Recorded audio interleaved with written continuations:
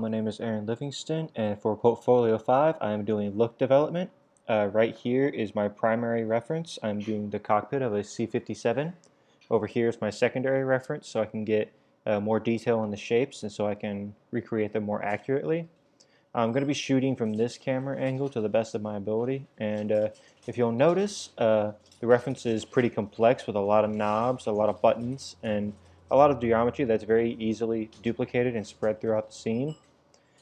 So I shall show you what I've got so far. Now you see I've started working on the upper panel. As you can see, I've got very thin geometry looking right here that's doing some Z fighting, and I took out the back of the panel so that way my spheres and everything would fit a little bit more easily, and because in the shot you're not going to see the back of the panel anyways. I started off with making this simple shape right here and just duplicating it a few times. Then I noticed a few of the panels were formed a little differently, so I just went in and changed them as needed. So instead of having the ring right here that sits on the outside, I had a ring that sits in a little bit and goes inward, leaving myself some space on the inside to put the actual meter, the dial, and to have a glass plating on it. Over here, I did something similar, except I extruded inward a lot more complexly to get that more complicated shape we have in there, so I could extrude in even further and leave space for the sphere. Now over here you'll see an intricate shape I made by using two different pipes and scaling the edges and combining them together in order to make one solid shape.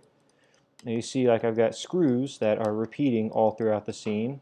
Some of them are kind of rounded as you see right here, and others I made more flat as they appeared in the reference.